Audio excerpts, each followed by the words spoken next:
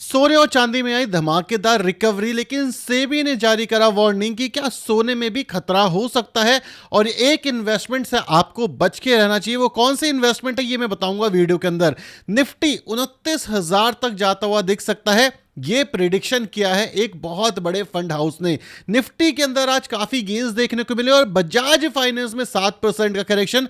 ऐसा क्यों हुआ और एज अ इन्वेस्टर आपको इस मार्केट के अंदर किस चीज का ध्यान रखना चाहिए, तो इन डेप्थ बात करेंगे हर एक चीज के बारे में। और मेरा नाम है अभिषेक उपाध्याय, आप देख रहे हो कॉफी थिंकर्स। शुरू करते हैं वीडियो। सबसे पहले बात करते हैं सिल्वर की। अगर आप सिल्वर को देखोगे तो लास्ट 3-4 दिन के अंदर जो सिल्वर के अंदर रिकवरी आई है वो अप्रोक्सीमेटली 8.5% के आसपास की आई है।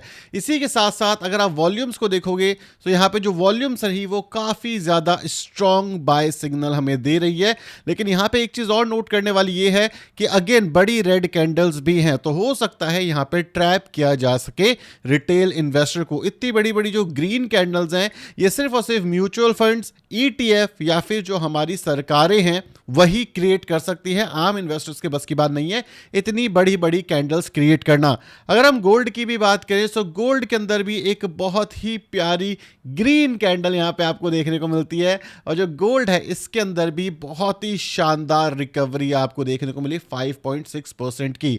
और सिर्फ लास्ट 2 दिन की बात की जाए तो 39,000 का गेन आ गया है गोल्ड प्राइस के अंदर सिर्फ और सिर्फ 2 दिन में। मत तो अगर आप ये चीज नोट कर रहे हो तो काफी सारे लोग सोचेंगे कि यार ये तो मेरे हाथ से निकल गया है।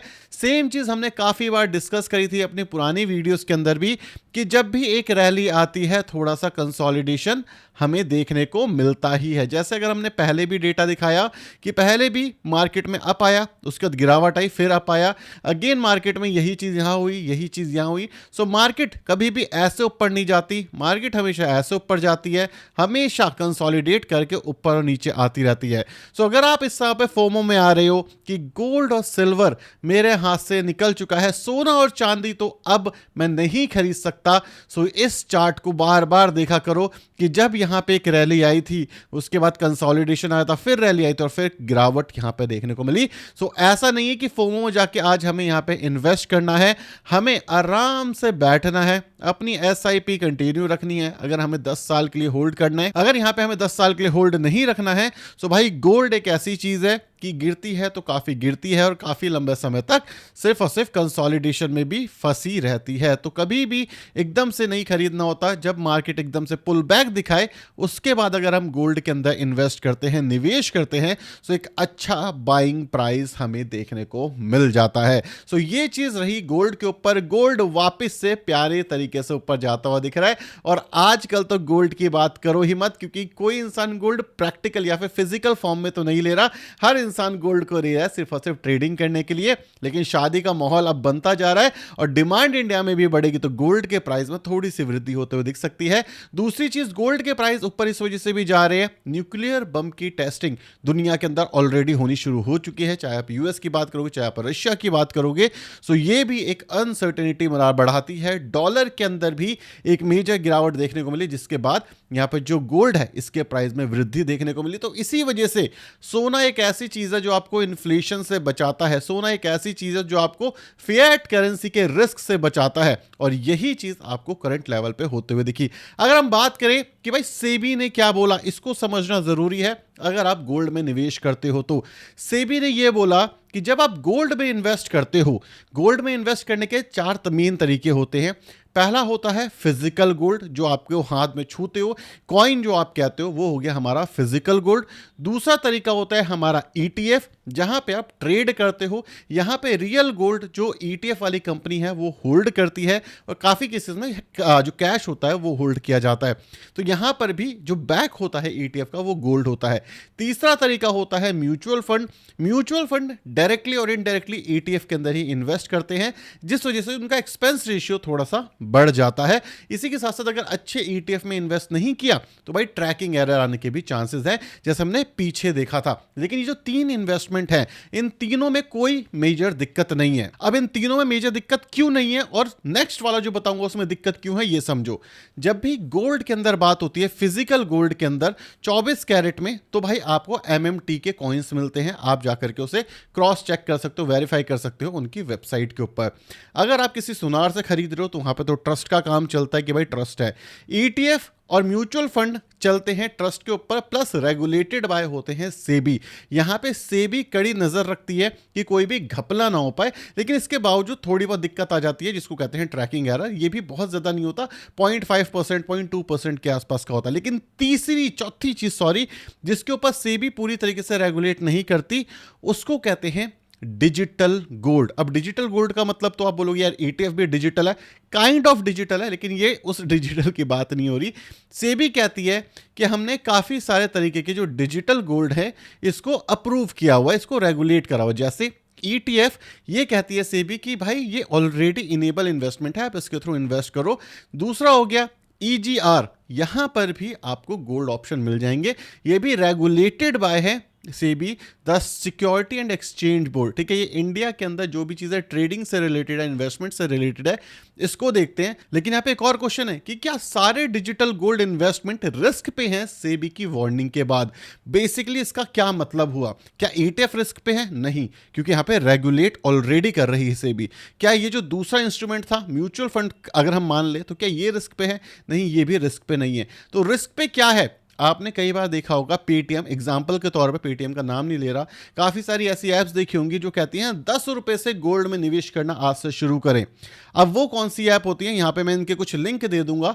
तो यहां पे क्या होता है कि आप जाते हो डिजिटल गोल्ड खरीदते हो। अब ये डिजिटल गोल्ड में मेन दिक्कत क्या आ रही है कि कोई भी चीज रेगुलेटेड नहीं है सेबी के थ्रू।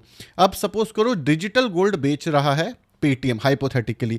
अब आपने तो दे दिए उसे 100 रुपए, और 100 रुपए आपने दिया, ऐसे 1000 लोगों ने 100 रुपए दिए। अब क्या उस 100 रुपए के बदले वो जो कंपनी है जो आपसे कलेक्ट कर रही है, क्या उसने गोल्ड खरीदा? क्या आपके 100 रुपए पैग हो गए गोल्ड के अगेंस्ट? अगर हो गए तो बढ़िया है, अगर नहीं हुए तो ये एक रिस्क बन जाता है। और यहां पे सेबी आपकी हेल्प नहीं कर पाएगा, यहां पे कोई भी रेगुलेटेड बॉडी आपकी हेल्प नहीं कर पाएगी, और ये सबसे बड़ी दिक्कत है। तो अगर किसी भी आप ऐरे गेरे वेबसाइट के थ्रू डिजिटल बॉन्ड खरीद रहे हो, जहां पे 10 रुपए, 15 रुपए, 50 रुपए, 100 रुपए, 200 रुपए, 1000 रुपए भी इन्वेस्ट कर रहे हो, तो वहां पे रिस्क है। सो सेबी ये कहती है कि अपने पैसों के आप खुद जिम्मेदार हो। तो अगर आपने डिजिटल गोल्ड में इन्वेस्ट किया हुआ है, तो यहां पे सजेशन दिया गया है कि वहां से बेच करके ETF का मार्ग लिया जाए या फिर म्यूचुअल फंड के थ्रू इन्वेस्ट किया जाए, जो कि रेगुलेटेड बाय सेबी है, और यहां पे बेनिफिट भी मिलेगा। अगर आप किसी भी रैंडम प्लेटफॉर्म से खरीद रहे हो तो बहुत बड़े खतरे में हो, और जहां पैसा आता है वहां स्कैम होता है। और गोल्ड में पैसा आ रहा है, बहुत सारी नई नई ऐप शुरू हो रही है जो कह रही है आप 100 रुपए से इन्वेस्टमेंट शुरू कर देना, हम आपको गोल्ड दे देंगे। ऐसा होगा नहीं, क्योंकि ये रेगुलेटेड ही नहीं होगी, और आप पैसा डालोगे, आपका पैसा बड़े नुकसान में, बड़े स्कैम में फंस सकता है। तो सावधान रहे, सतर्क रहे, ETF, म्यूचुअल फंड या फिजिकल गोल्ड के थ्रू ही जाएं, किसी भी ऐरी गैरी वेबसाइट के थ्रू इन्वेस्ट ना करें, ये बोला गया है सेबी की साइड से। अगर हम इन्वेस्टमेंट की बात कर ही रहे हैं तो हम अपने स्टॉक मार्केट को कैसे भूल सकते हैं? ये तो हमारा प्यारा दुलारा स्टॉक मार्केट है, यहां पे पैसा बनना शुरू हो चुका है। एक सबसे पहली चीज, एक बहुत बड़ी न्यूज आ रही है गोल्डमैन सैक की साइड से। उन्होंने अपग्रेड कर दी है, ओवरवेट कर दिया है इंडियन मार्केट को, और बोल दिया है कि 29,000 निफ्टी टच कर सकता है 2026 तक। अब यहां पे गोल्डमैन सैक्स ने क्यों कराई है, उससे क्या बेनिफिट है, ये समझो। सबसे पहली चीज, ये एक बहुत बड़ी रिसर्च कंपनी है, बहुत रिनाउंड कंपनी है, लोग इसकी वैल्यू करते हैं। जब इमर्जिंग मार्केट के अंदर एक ETF बनता है, हाइपोथेटिक एग्जांपल बताता हूं आसान भाषाओं में, जैसे अगर आप इंडिया में इन्वेस्ट कर रहे हो, सो क्या होता है कि एक इमर्जिंग पोर्टफोलियो बना हुआ है, जहां पे इंडिया का वेट 10%, 20% हो सकता है, चाइना का वेट 10-20% हो सकता है, तो कोई भी जो बड़ी इंस्टीट्यूशंस होते हैं, जो फॉरेन इंस्टीट्यूशंस है, वो पैसा डालते हैं तो कुछ पैसा चाइना में चला गया, कुछ पैसा इंडिया में आ गया। लेकिन अब जो इमर्जिंग मार्केट इंडेक्स है, इसके अंदर हमारा वेट बढ़ जाए, अगर ऐसी ही न्यूज़ आती रही तो इंडेक्स के अंदर हमारा वेट बढ़ जाएगा, और पास्ट में हो चुका है। तो क्या होगा, इंडिया में जो फॉरेक्स इन्वेस्टमेंट है इनडायरेक्टली, जो डायरेक्ट इंडिया में नहीं इंडेक्स में इन्वेस्ट कर रहे हैं, वहां पे पैसा आना शुरू हो जाएगा। सो एक गुड न्यूज़ है इंडेक्स लेवल पर कि इंडिया के अंदर फॉरेन इन्वेस्टमेंट वापस आएगी। लेकिन क्या ये कोई बहुत बड़ी न्यूज़ है? क्योंकि कुछ टाइम पहले ही गोल्डमैन सैक ने ये भी बोला था कि जो एआई बबल है ये बहुत जल्दी आता दिख सकता है यूएस में। सो अगर यूएस में एआई बबल आ गया तो इंडिया में एक बहुत बड़ा क्रैश आ सकता है। कल ही वीडियो बनाइए एआई बबल कैसे काम कर रहा है, क्या दिक्कत है एआई के साथ, जरूर जाकर के देखना, आपको बहुत बहुत कुछ सीखने को मिलेगा कि एआई के अंदर क्या हो रहा है और 2026 क्यों रिस्की है, ये भी आपको समझ आएगा। तो अगर हम बात करें आज की मार्केट की, सो नेट स्टॉक ट्रेड हुए 3203, एडवांस रहे मतलब पॉजिटिव 1560, डिक्लाइन हुए 1560, मतलब 50% के आसपास अप और 50% के आसपास डाउन। अपर सर्किट में रहे 76, लोअर सर्किट में रहे 81, और यहां पे अगर आप देखोगे तो काफी सारे इन्वेस्टर्स ने ट्रेड भी करा है। मार्केट मूड इंडेक्स हमें क्या बता रहा है? मार्केट मूड इंडेक्स हमें बता रहा है आज रही बाजार ग्रीडी जोन के अंदर। काफी सारे लोगों ने बोला कि आज तो हम ही पैसा डालेंगे, हम ही बनेंगे अगले बिग बुल। निफ्टी में 0.51% से मार्केट ऊपर रही और मार्केट ने टच किया 25,694 का मार्क। अभी भी बाजार ने अगर ऑल टाइम हाई से देखा जाए तो करीब करीब 1.31% का डाउन दिख रहा है। तो कोई बहुत बड़ा डाउन नहीं है, लेकिन एक अप ट्रेंड हमें क्लियरली यहाँ पे दिख रहा है। सो देखना पड़ेगा निफ्टी अगले कुछ दिन तक कैसे रहती है। अगर ये मोमेंटम कल भी बढ़ गया, 2.5 दिन तक बढ़ गया, तो यहाँ पे there is a high chance कि भाई निफ्टी वापस से ऊपर की साइड मूव कर जाएगा। सेकंड चीज अगर हम बात करें कि कहां पैसा बना, निफ्टी 100 रहा, मिड कैप ऊपर रहा, बैंक आईटी ऊपर है, स्मॉल कैप में गिरावट दिखी, फार्मा के अंदर मीजा आपको गिरावट देखने को मिली। इंटर ग्लोबल एविएशन जिसको आप इंडिगो के नाम से जानते हो, अदानी ग्रीन, सोलर इंडस्ट्रीज आपको मेन लेवल पे अप जाते हुए दिखी। लूजर्स में सबसे ज्यादा गिरा बजाज फाइनेंस और बजाज फिनसर्व। इन स्टॉक के पीछे गिरने के पीछे क्या कारण रहा है अभी डिस्कस करेंगे, लेकिन बजाज के तो ऐसा लग रहा था कि ऊपर पड़ चुका है एक मेजर ग्रहण। अब इन दोनों कंपनीज में मेन गिरावट क्यों हुई? क्योंकि रिजल्ट बड़े अच्छे आए। सो अगर हम बजाज फाइनेंस की बात करें तो 1000 के आसपास ही आता हुआ दिखा। अगर हम रिजल्ट्स की बात करेंगे सितंबर में, जो मोस्ट प्रॉब्ली कल आए हैं, अगर आप देखोगे तो 22% के आसपास की नेट प्रॉफिट के अंदर ग्रोथ दिखी है। इवन टॉप लाइन जिसको हम सेल्स कहते हैं, यहां पर भी अच्छी ग्रोथ दिखी।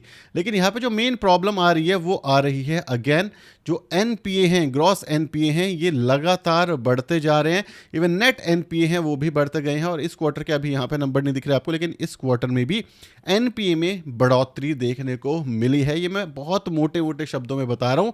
अगर आप इसके इन डेप्थ डिटेल में जाओगे तो लोन दिया तो दबा करके जा रहा है, लेकिन जो लोन वापस आ रही है, लोन की क्वालिटी है कंपनियों की गिर रही है। और ये सिर्फ बजाज के साथ नहीं हुआ, होम फर्स्ट के साथ भी यही हुआ, जिसके बाद होम फर्स्ट में भी एक बड़ी गिरावट आपको देखने को मिली थी, क्योंकि रेवेन्यूज और नेट प्रॉफिट अच्छे थे, लेकिन क्वालिटी ऑफ एसेट एक मेजर कंसर्न बना हुआ है।